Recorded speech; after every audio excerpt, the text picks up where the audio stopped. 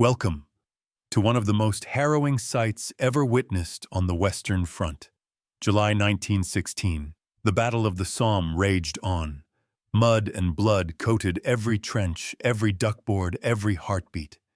Yet here, in a narrow slit of earth and timber, men huddled together, trying to survive the unrelenting barrage of artillery.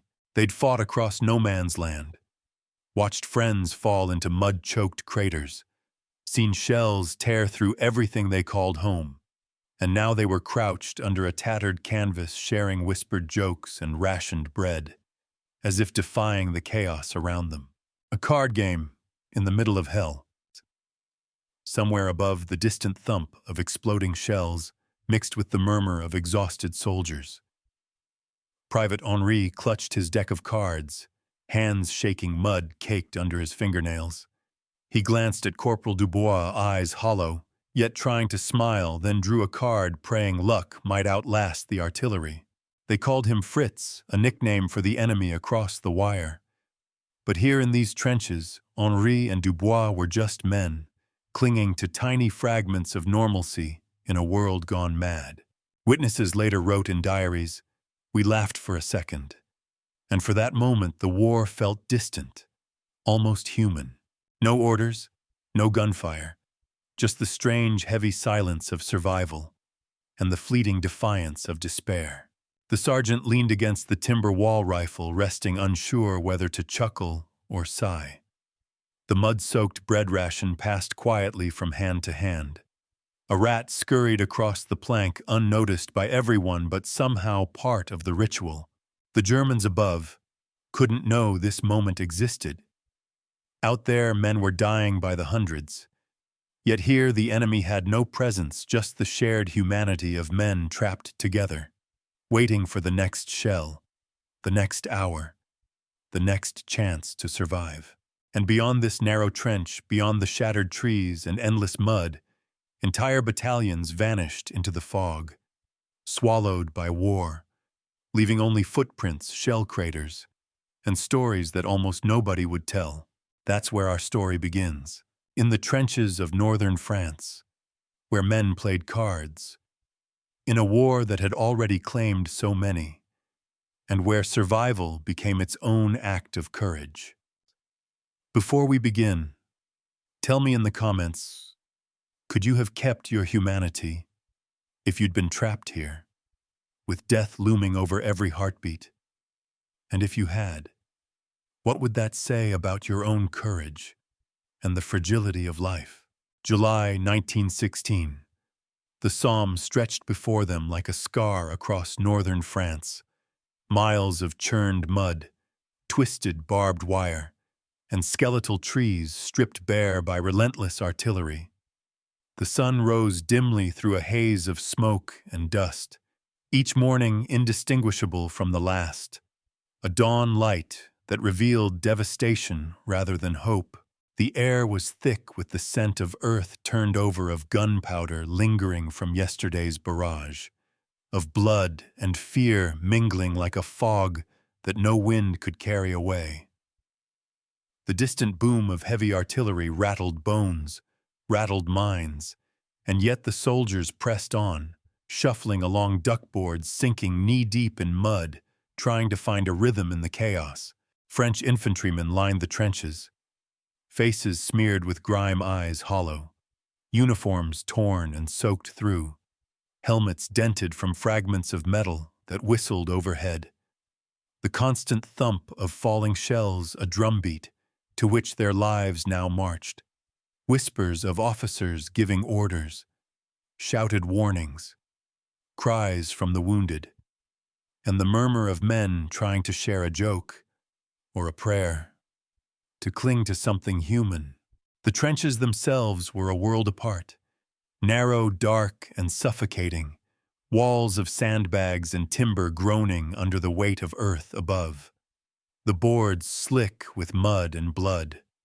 Rats scuttled freely, fearless, omnipresent, gnawing at scraps, at toes, at anything left unattended.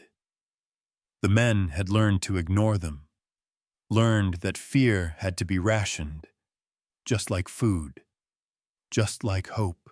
Above them, the landscape was a shattered theater of war. Craters pocked the fields like scars. Shell fragments littered the ground. Tree stumps jutted skyward like skeletal fingers clawing at a sky heavy with smoke. Birds that once sang had vanished, replaced by the echo of distant explosions, the crackle of machine guns, and the moan of men caught in the middle. It was July. Yet there was no summer warmth, only the damp chill of mud clinging to boots and skin, the wet stink of trench water, stagnant pools reflecting the gray sky, men huddled in corners, trying to keep dry, trying to keep warm, trying not to think of the hours ahead, of the next bombardment, of the next charge. The enemy was always near. German positions lay just across no man's land. Trenches etched into the earth like dark lines drawn by some cruel hand. Sniper nests hidden behind shattered trees. Machine gun emplacements bristling with steel. And the knowledge that one misstep, one exposed movement, could mean death in an instant. Every heartbeat a silent wager. Every glance a calculation. Every decision a gamble. And yet, life persisted. In small ways. Fleeting gestures that reminded the men of the world beyond mud and steel. A shared piece of bread passed quietly. A whispered joke. A card drawn from a soaked deck. Letters from home smuggled and worn offering brief glimpses of what once was, of what might still exist. Commanders walked the line, faces stern, uniforms caked with mud, eyes scanning constantly, maps clutched in waterlogged hands, trying to organize men and machines in a place where order often dissolved into chaos.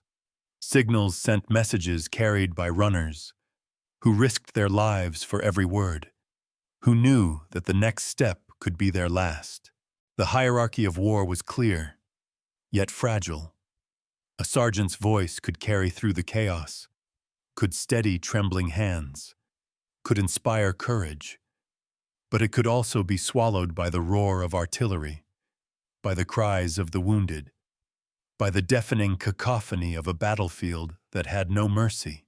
Trains and trucks rumbled in the distance, bringing reinforcements, supplies, shells, each arrival a reminder of the industrial scale of the conflict, of the machinery behind human sacrifice. The war had become a dance of numbers and metal, and men were caught in the middle, expendable, necessary, fleeting. Above all, the silence between the storms was deafening. Moments when the guns paused, when smoke hung thick and still, when men could hear only the drip of water, the creak of timbers, the whisper of comrades' voices. These moments carried their own terror. A pause before the inevitable, a chance to count the living and pray the dead would not join them. Letters recovered decades later would describe the surreal quality of the trenches, the way a man could laugh, then sob, the way a rat could scurry across a board, and both could seem equally significant. The monotony of mud, the randomness of death, the constant test of courage, the small victories that felt monumental, and the large losses that seemed incomprehensible. Men from every corner of France, conscripted, volunteer, experienced, green recruits, all found themselves in the same crucible. Faces of young soldiers, barely 20, staring at a landscape that had aged centuries in a single week. Hands blistered, backs sore, lungs filled with smoke and dust. Yet still, they persisted. Still, they moved. Still, they survived. Above the trench line, the sky was a dull gray canvas. Clouds heavy with rain. Clouds heavy with the weight of countless deaths. Yet sometimes, for a brief instant, a sliver of sun broke through, illuminating a soldier's face, highlighting the mud, the grime, the blood. A moment of clarity in a world gone mad. Sounds were everywhere. The crack of rifles, the whine of shells, the distant boom of artillery, men shouting, crying, singing, praying, laughing. And all these sounds merged into a living, breathing entity. The trenches themselves seemed to pulse with life and with death. And in the midst of it all, the soldiers clung to routine, to small rituals, preparing meals, checking rifles, sharpening bayonets, cleaning boots, writing letters, drawing cards. Each act a protest against the chaos, a declaration: I am still here. I am still human. I refuse to be swallowed entirely by the war. Above, observers might have seen only mud and despair, yet within there was resilience, a quiet heroism, a stubborn insistence on survival. Every man aware that tomorrow might not come, and yet he would rise, he would fight, he would endure. This was the world of the Somme in July 1916, a world defined by mud, blood, steel, and smoke, where men lived and sometimes laughed on the edge of annihilation, where courage was measured in hours and survival in minutes. And it was here in this desolate, shell-shattered landscape that our story truly begins. The French Second Army held over 25 miles of trench lines along the Somme, miles that were not just earth and timber, but a maze of survival. Communication trenches, frontline fire steps, dugouts hollowed into mud, shelters barely taller than a man, yet providing the only barrier against a relentless enemy. Each soldier carried an average of 60 pounds of equipment: rifle, bayonet, helmet, ammunition rations. Every movement slow, every step a struggle through mud that clung like glue. Boots filled with water, socks sodden, skin chafed and blistered. Yet the men moved, because standing still meant death, or worse, drowning in their own trenches. Daily artillery fire averaged 1,500 rounds per sector, each shell capable of shredding timber, tearing earth, killing instantly, leaving nothing behind but mud and screams. The noise was constant, unrelenting, a mechanical heartbeat of horror. Men would later record in diaries that sleep was a luxury. And even then, dreams were haunted by the crack and whine of falling metal. Medical units reported casualty rates exceeding 40% in exposed positions. The wounded were carried to aid stations under fire. Stretcher bearers often fell themselves. Yet the work continued, because the survival of others depended on it. Lieutenant André Morel wrote, "Every step outside the trench is a prayer, every breath a gamble. We live in mud and pray to survive the next hour." Trench networks were a feat of both engineering and desperation. Zigzag patterns reduced the impact of shells. Dugouts reinforced with timber beams, sandbags stacked waist-high, barbed wire twisted and layered. Yet even the most carefully constructed defenses could not withstand concentrated bombardment. The landscape above was a graveyard in waiting, and the men within its caretakers. A single battalion could number over 800 men, yet rotation schedules meant only a fraction occupied the front at any moment. The rest were in support lines, artillery positions, or reserve trenches, each man acutely aware of mortality statistics, each step calculated, each glance measured, a human calculus under pressure. Rations were sparse. 3 days of canned meat, hard biscuits, sometimes cheese, water drawn from muddy wells, often contaminated. Illness spread quickly. Dysentery, trench foot lice, the latter infesting clothing, bedding, hair. And the men adapted, washing rarely, clothing rarely changed. Their bodies a testament to endurance. Weapons and ammunition flowed like veins through the lines. Rifles, grenades, machine guns, shells, mortars. each piece vital, each misfire deadly. An artillery unit could fire up to 200 shells per minute, each round aimed with cold precision. Men knew that behind every shell counted logistics, mathematics, and planning, not heroism alone. Diaries and letters, preserved decades later, provide vivid details. Private Henri Leclerc wrote, "The mud is everywhere, in my boots, in my mouth. I sleep sitting, leaning, falling, dreaming of home, and waking to the same mud and blood. Yet I draw breath and move on." Corporal Dubois noted, "Our rifles rattle constantly, yet the living are fewer than the shells falling. We measure time in explosions, not hours." The enemy was equally formidable. German defenses were meticulously prepared. Bunkers, machine gun nests, interlocking fields of fire. Each sector designed to delay, to attrite, to kill. Aerial reconnaissance provided intelligence. Yet mistakes were costly. The war had become a deadly dance of information, engineering, and human endurance. Engineers labored under shell fire, digging communication lines, repairing duckboards, reinforcing dugouts, hours long. Shifts of 16, 18 hours. Soldiers and engineers alike wrote of exhaustion.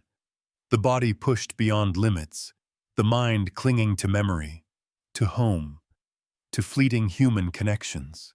Ammunition supply alone was staggering. Tens of thousands of rounds sent daily. Each wagon crossing open terrain under threat of artillery and sniper fire. Losses mounted. Yet the army adapted. Improvisation became standard. Bravery became routine. Survival became the measure of heroism. The scale of the Somme offensive was industrial. Artillery pieces measured in hundreds, shells in thousands, men in tens of thousands. Every day the front was a statistical experiment in endurance, lives treated as numbers, yet each number represented a story, a name, a hope, a fear, a heartbeat. Even weather played its part.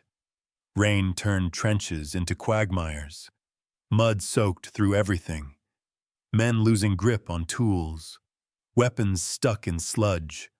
Waterlogged trenches became breeding grounds for disease.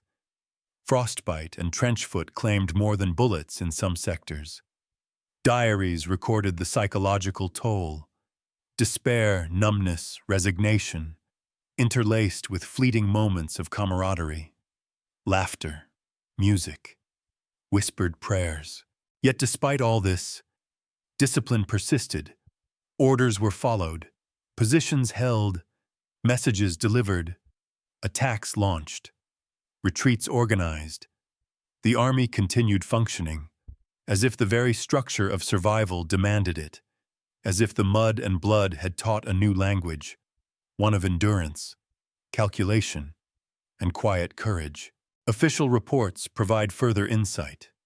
French High Command noted the importance of rotation schedules, casualty management, and supply logistics. Artillery barrages were measured and timed. Engineers assessed damage daily.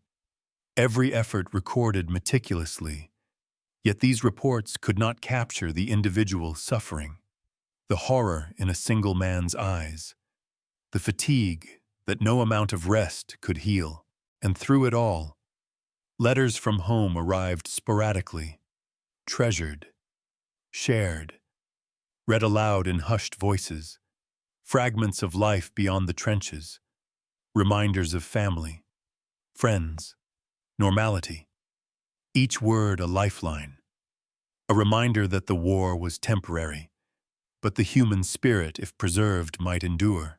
This was the reality of life in the trenches. Not stories, not dramatizations, but numbers, letters, reports, and diaries. Cold facts that, when stitched together, reveal the extraordinary endurance of ordinary men. It was a world of mud, of steel, of fear, of hope, where every day was measured in bullets, every night in whispers, and survival was itself a fact to be documented, counted, and remembered. Corporal Dubois crouched low in the trench mud, clinging to his boots, hands trembling as he adjusted the strap of his rifle. The metal felt heavier than it ever had, as if burdened by every life it had already taken. Above him, the sky roiled with smoke. Distant shells screamed across no man's land. And somewhere a young French soldier cursed under his breath, swiping mud from his eyes. Private Henri Leclerc passed him a soaked deck of cards, their corners frayed, numbers smudged from constant handling. He took them with fingers stiff and numb.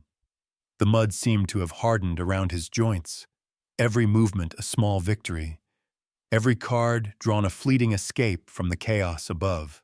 The trench was a narrow world, walls of sandbags leaning precariously, soaked through from last night's rain, boards slick with mud sinking slightly under every footstep. The smell of gunpowder and earth mingled with the sharp tang of blood, a scent that had become normal, almost comforting, in its consistency, in its permanence. Dubois shuffled the cards slowly, eyes darting toward the lip of the trench, where German snipers could take aim without warning. He caught a flicker of movement in the opposite trench, a helmet glinting briefly through the mist. His heart thudded in rhythm with the distant thump of falling shells, each beat a reminder, each breath a borrowed moment. Henri laughed quietly, an almost absurd sound over the absurdity of survival. "Do you think anyone outside this mud could imagine we play cards in hell?" he whispered. Dubois grunted, half smile, half grimace, passing a card back, a game of chance amid certainty of death. Nearby, Sergeant Moreau leaned against a mud-caked wall, rifle resting fingers tracing the grooves in the stock. He had been awake for 36 hours straight, listening, watching, measuring the enemy. Every sound amplified, every shadow suspicious. And yet for a brief moment, he allowed himself to watch the two young men laugh, to forget just slightly, the weight pressing down from above. A sudden shell landed a few dozen yards away. The ground shuddered.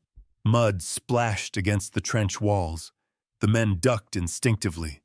Cards flew, laughter died mid-air, then returned hesitant, forced, defiant, a reminder that even here, some fragments of humanity persisted. Henri lit a small candle scavenged from rations.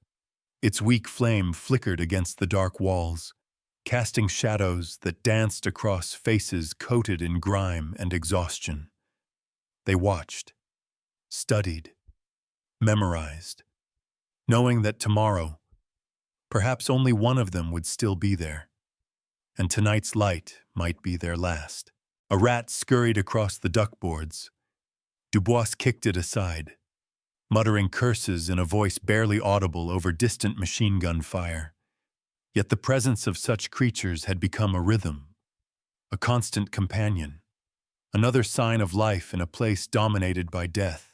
Letters from home were spread on a board above their heads, wet from the damp, words blurred. But each line read aloud carried the weight of worlds outside the trenches.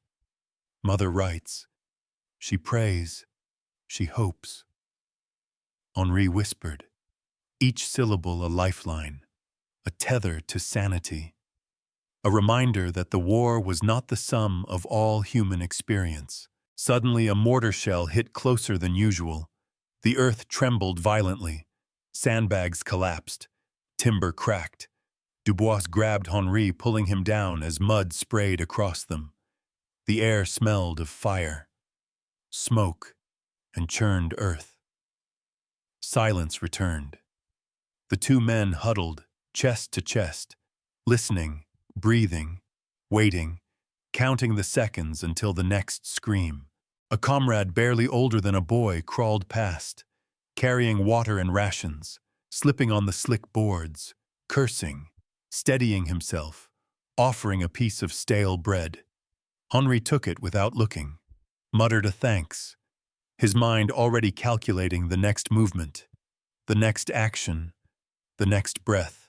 Above the distant rumble of artillery formed a rhythm, a background to which the men had attuned themselves, each explosion a drumbeat in the symphony of survival.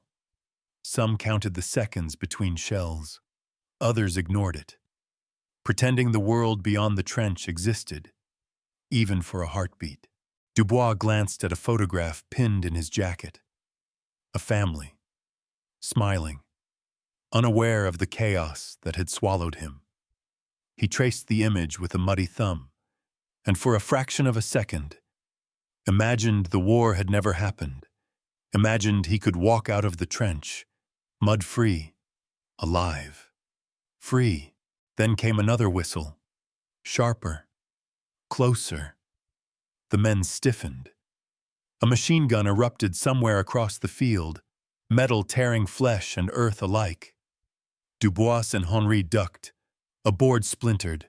Dust filled their lungs, coughing, spitting mud, surviving, once again. Through it all, they played their cards, shuffled, laughed quietly, whispered, clung to fragments of normalcy, the mundane acts of eating, drinking, joking, became acts of defiance, tiny rebellions against the machinery of war, the inevitability of death. And in that narrow trench, under gray skies, surrounded by mud, blood, and steel, the soldiers existed in a paradox, human, and yet almost not, terrified, and yet resilient, broken, and yet refusing to surrender. Somewhere beyond the trench, the cries of comrades echoed, a reminder that survival was selective, fleeting, precious. Every moment alive, a testament to endurance, to courage, to sheer stubbornness. Here, in these muddy walls of timber and earth, the story of the French soldier came alive. Not in headlines, not in statistics, but in breathless moments, in a shuffled deck of cards, in whispered prayers, in the resilience of hands gripping rifles, waiting, surviving, defying. This was the human scene, the heartbeat of life in the trenches, the essence of survival, the fragile persistence of humanity, amid the unrelenting horror of 1916. The Germans had fortified positions, machine guns nested in every likely approach, trenches deep and reinforced, barbed wire stretched across the fields in lethal patterns, every meter of no man's land a calculated trap, every step a risk. French forces expected to push forward with heavy artillery support, calculations made in quiet offices far from mud and blood, predicted victories drawn on maps, units scheduled to advance with precision. Yet the reality on the ground was brutal, unrelenting, chaotic. They had planned to advance 1,000 meters. They advanced 120. In 3 days, bodies strewn across mud and wire, rifles and helmets scattered, uniforms shredded by shrapnel, outgunned. The French faced machine guns capable of firing 500 rounds per minute per nest. Outproduced, artillery shells raining in heavier numbers than anticipated, outranged. Enemy positions hidden pre-registered waiting to annihilate every movement. The statistics alone are staggering. In one sector, 800 men went forward. Only 200 returned to the support trenches. Casualty rates of 75%. Yet the orders remained. Advance. Hold. Survive. Artillery barrages were meant to soften defenses. 500 shells per sector. Precise in calculation. Yet soil too wet. Craters forming unpredictable obstacles. Gas clouds dispersing with the wind. And yet the men pressed on, staggering, crawling, falling, rising. Engineers labored under fire, laying communication lines, repairing duckboards, reinforcing sandbags. every effort measured, every mistake deadly. Each shift of 16 hours under bombardment pushing men beyond endurance, fatigue stacking upon fear, fear feeding on fatigue. Rations were calculated, calories counted. Yet the soldiers consumed what they could carry, sometimes less.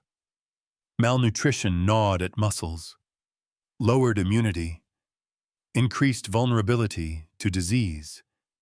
Yet the fighting continued. As if numbers alone could define courage, they expected resistance, yet the intensity shocked them.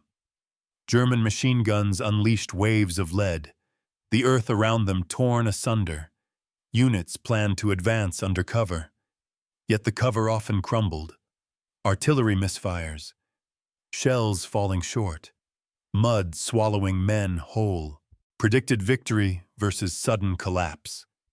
The calculations of command offices shattered by the lived reality of trenches, men lying face down in mud, rifles lost, comrades screaming, officers shouting orders into a storm of steel, bullets, fear, and mud. In one sector, the French had 4 battalions. The Germans had 1 well-entrenched regiment. The men advanced, staggering under shells, 4-1. Yet the defenders held, counting the French with methodical precision, bullets ripping through every exposed inch, outnumbered but relentless, outgunned but determined. Each step forward a negotiation with death itself. Statistics fail to capture the randomness, the horror, the human will to survive. Yet the records insist. Numbers speak, and the truth is impossible to ignore. Diaries confirm the attrition.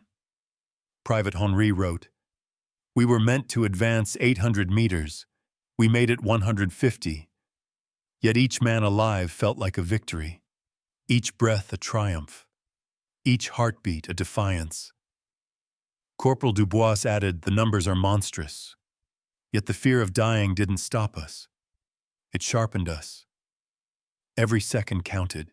Comparisons illustrate the imbalance. French artillery fired 200 shells per minute in support. German positions bristled with 500 rounds per minute. The math alone predicted catastrophe. Yet men moved, continued, endured. Despite statistics, despite probability, despite almost certain death. Above all, the mental toll was profound.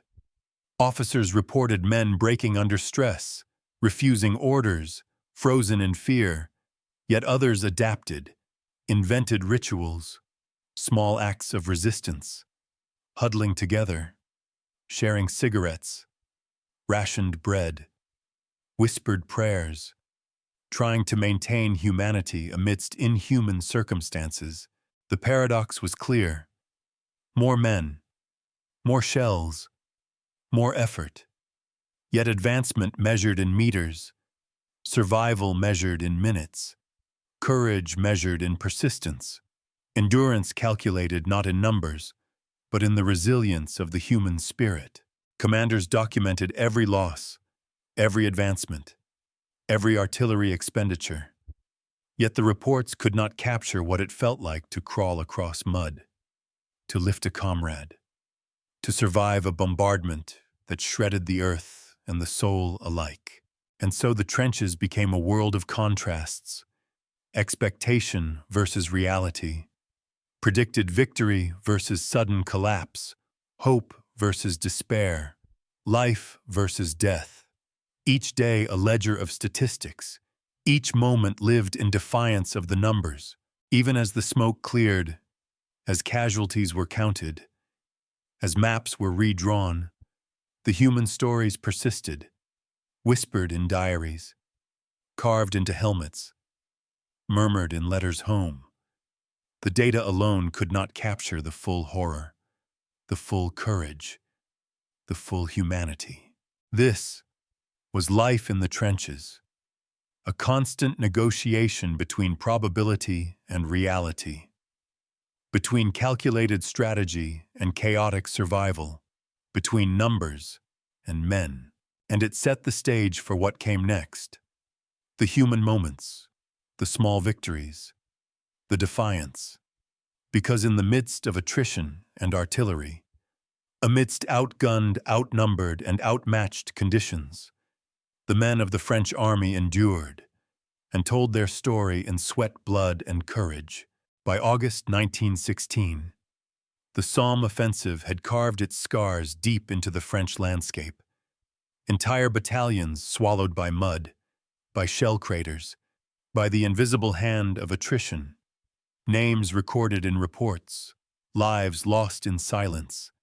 Yet the echoes of their endurance remained. Officers documented losses in neat columns. 60,000 soldiers killed or wounded in a single month. The numbers staggering, almost incomprehensible. Yet behind every statistic was a story, a heartbeat, a family waiting, a future stolen or postponed. Corporal Dubois survived, though barely, his hands blistered, his body aching, yet his mind haunted by what he had witnessed. He would write later in a letter, never sent, "We thought survival was enough. But each man we lost, each friend buried in mud, took a piece of us and left a hollow that never filled." The battlefield itself seemed to remember. For decades afterward, farmers would uncover helmets, rifles, skeletal remains, echoes of lives abruptly ended, the land retaining memory in ways that the human mind could scarcely comprehend. Stories circulated among soldiers, whispered in dugouts, murmured in barracks, tales of men seeing apparitions in the fog, shadows moving where no one should be. Voices carried across no man's land, sometimes warning, sometimes beckoning, sometimes mocking. Private Henri wrote of a dream, years later, in which he walked the trenches again, mud up to his knees, shells exploding around him, yet he saw comrades long gone, smiling, waving, a ghostly parade of those who did not survive.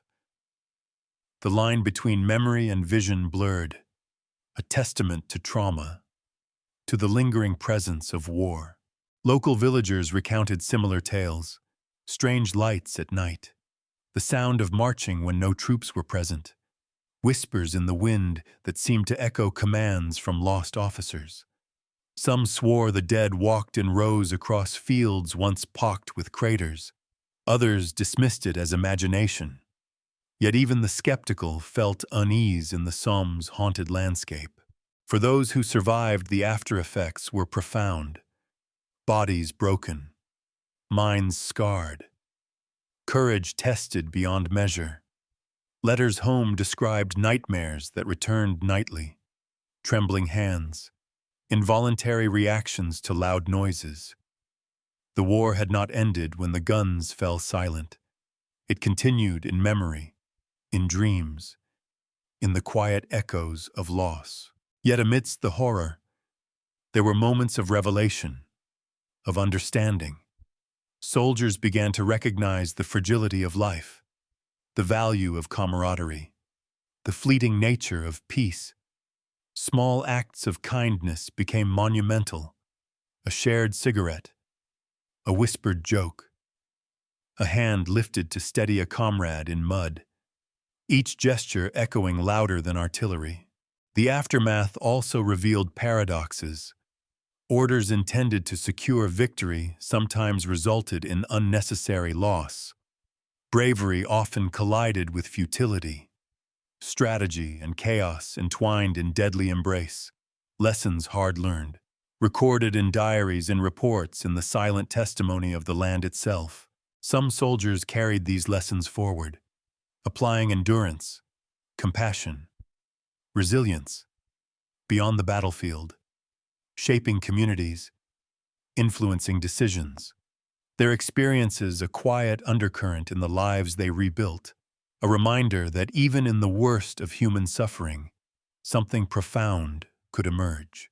The Somme left monuments, not only of stone and metal, but of memory, Flags raised over cemeteries, inscriptions recording names, silent fields, reminders that the cost of survival was immense, that the bravery of ordinary men could withstand extraordinary horror.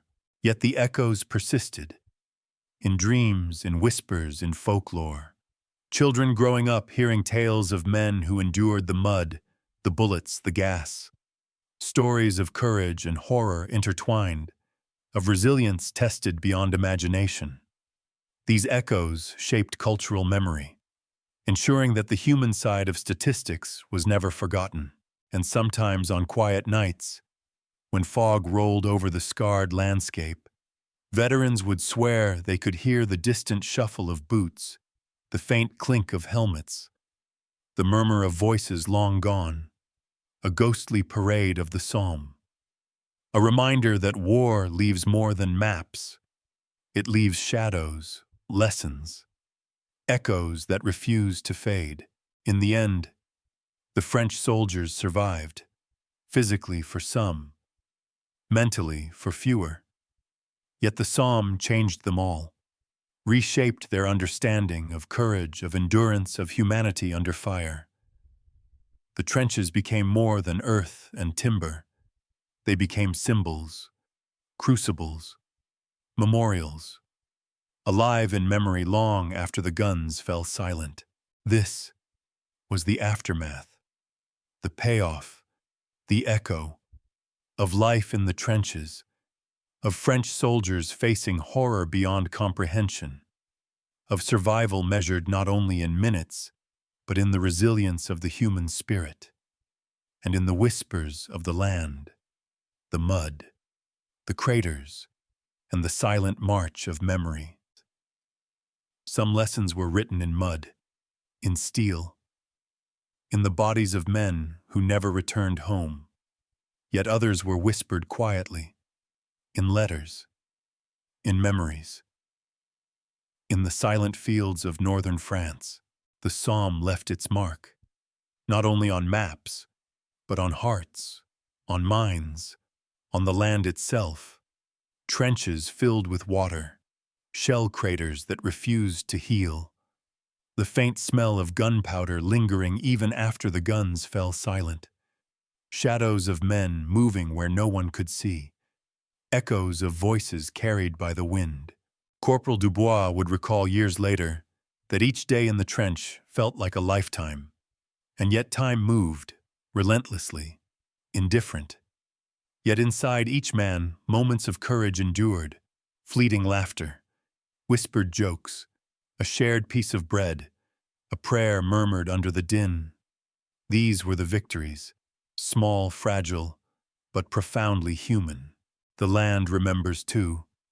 Farmers uncovering helmets, boots, fragments of uniforms decades later. Each artifact a testament, each piece a story. Silent monuments to those who faced unimaginable horror, and yet who persisted, survived, endured. Somewhere Private Henri's ghost may still walk the mud-choked trenches, silent, observing, perhaps warning, perhaps remembering. The war never truly leaves those it touches, and the fields themselves seem to sigh, as if carrying the weight of all that was lost and all that was survived. Flags wave over cemeteries. Monuments stand proud against the horizon. Yet the most vivid memorials remain in memory, in whispered stories, in dreams, in the silent recognition that the human spirit can endure more than we ever imagine. That courage often exists quietly, uncelebrated, yet unbroken.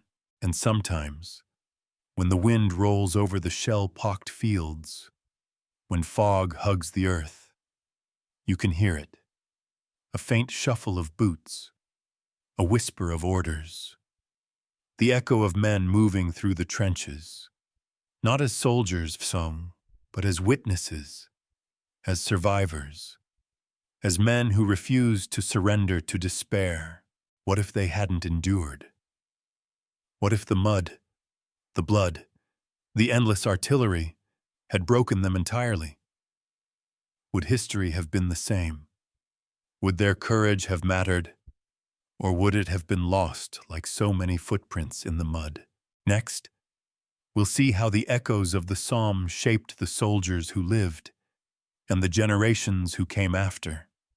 How the lessons of courage, endurance, and the fragile persistence of humanity traveled far beyond the trenches, beyond the mud, beyond the war.